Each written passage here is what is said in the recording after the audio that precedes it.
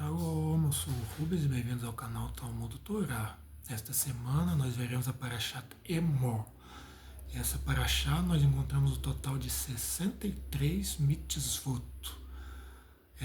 Nós podemos, uma parte dela, colocar como se tratando sobre os sacrifícios oferecidos pelos sacerdotes e também uma outra parte que vai se tratar sobre as santas convocações de Deus, ou o que nós conhecemos sobre as festas para Deus.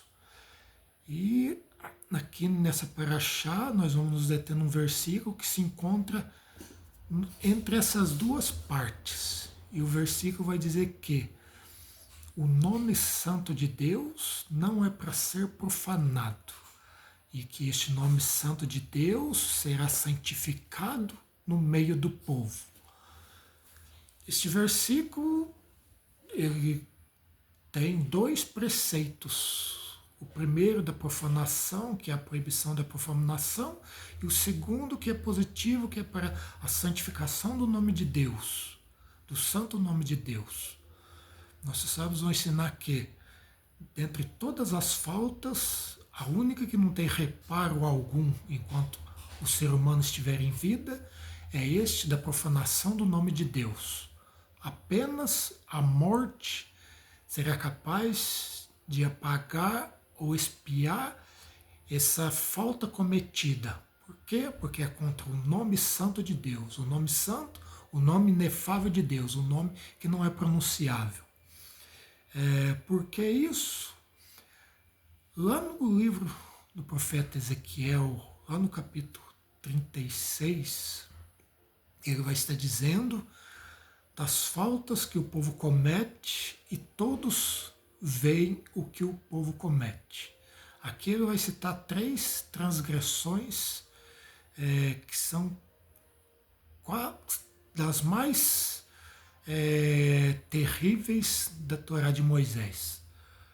Idolatria, derramamento de sangue e a imoralidade.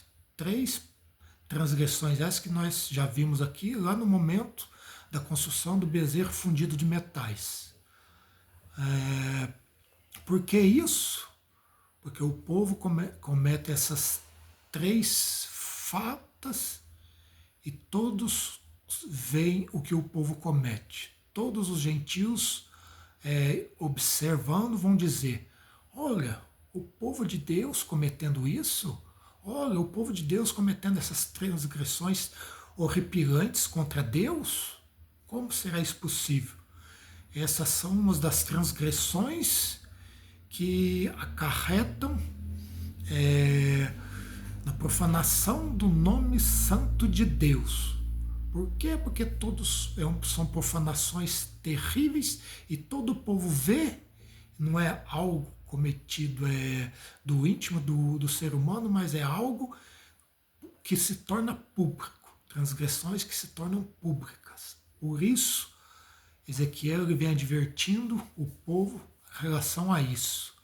E sobre essa questão de cometer transgressão que se torna pública, onde todos veem e vão olhar e até mesmo julgar aquilo, nós podemos trazer como, por exemplo, aqui, o que a Guemará, lá no Tratado Hagigá, vai dizer de Elisha ben Avuyá. Ele que, num dia de Shabat, ele subiu sobre seu cavalo e saiu no cavalo. E também até ultrapassou o limite permitido para o dia de Shabat. Ou seja, transgressões horripilantes contra o nome santo de Deus que vem a público. Algo cometido publicamente. Todos veem e são capazes até de julgar aquilo. Olha, ainda mais uma pessoa daquela, uma pessoa grande, uma pessoa de conhecimento, comete aquilo. E ele cometeu isso no dia do Shabat, ou dia do sábado. O 7º dia, que é o dia que Deus descansou e que Deus santificou. Isso trazendo aqui como exemplo por quê? Porque após essa passagem aqui desse versículo, Deus ele vai falar para Moisés, dizer à comunidade de Israel, aos filhos de Israel, sobre as santas convocações de Deus. A primeira delas, o Shabat. Depois, ele vem descrevendo sobre as outras celebrações, como a Páscoa, Sukkot, Shavuot, Sfirat HaOmer. Sfirat HaOmer são os 49 dias mais um, que o povo deve contar os dias e a semana, aquilo que vai da Páscoa até Shavuot, os 50 dias. E também mais para frente vai falar sobre, por exemplo, Rosh Hashanah, Yom Kippur, etc. Ou seja, quem transgride e não observa os dias santos de Deus, as santas convocações que Deus diz, esses dias são de santa convocação, ali ele está transgredindo não apenas aqueles dias, mas ele está fazendo isso também com o nome santo de Deus, está profanando este nome santo de Deus. Por isso, o dito que é para que sejam santas convocações, não haja trabalho algum nesses dias, que o povo observe e que viva para que aquele dia não apenas seja um dia como os outros, mas algo separado, porque eles são santos para Deus e todos devem observá-los para que o nome santo de Deus não seja profanado.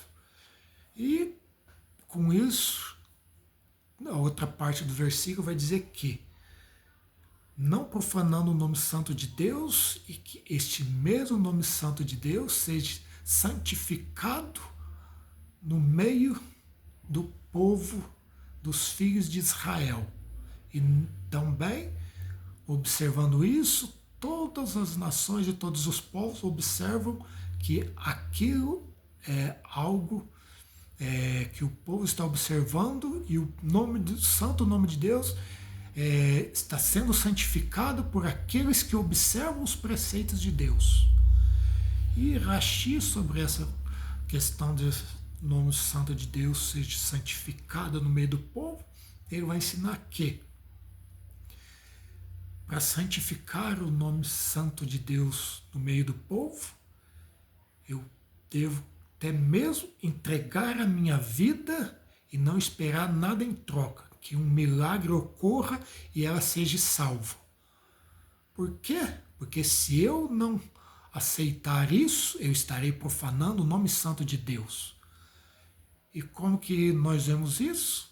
Vamos pegar, por exemplo, aqui o que é dito em relação a Sarah Harugei Malchut, ou seja, 10, menção a 10 Tanaim que perderam suas vidas porque eles santificaram o nome de Deus e não profanaram o nome de Deus. Como?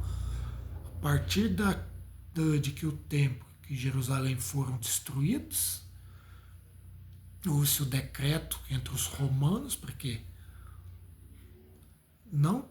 o povo não estudasse a Torá, não se circuncidasse, não observasse as santas convocações de Deus e os outros preceitos não fossem vivenciados pelo povo. Ou seja, queria simplesmente anular a vivência da Torá e o estudo da Torá. Mas o que esses sábios fizeram com todo o outro povo? Eles continuaram observando todos esses preceitos e estudando a Torá. E um exemplo aqui que nós vamos trazer, por exemplo, da Guemará, é sobre Rabi Hananiah ben Tradion. E como outros, mais à frente nós veremos mais um deles, que será Rabi Akiva. Mas aqui, Rabi Hananiah ben Tradion, ele continuava observando a Torá, estudando e colocando em prática todos os preceitos. E o imperador mandou que ele com sua Torá fossem queimados. E no momento ali em que ele foi queimado, os discípulos perguntaram: Mestre, o que estás vendo? Ele disse: eu estou vendo as palavras voando pelo ar. Ou seja, o fogo queima apenas o corpo, o que é material. Mas O espírito, a alma, não é queimado por esse fogo aqui. Ou seja, aquele que se ocupa de tudo, santifica o nome santo de Deus e não o profana, observando todos os preceitos, o estudo da Torá, ele, a sua alma não é queimada com o seu corpo. Rabi Hanania ben Teradion, que na Mishnah Pirkei Avot, ele vai dizer o seguinte: Shnaim, Shoshvin ve'en benehem divrei Torah, hareize moshav letzim. Shnaim, Shoshvin ve'yesh benehem divrei Torah, Shekhinah shruya benehem. Tradução: dois se estiverem sentados e entre eles não houver nada da palavra da Torá, ou conversa alguma sobre a Torá de Moisés, Torá de Deus, entre eles é como se eles estivessem num assentamento ou num grupo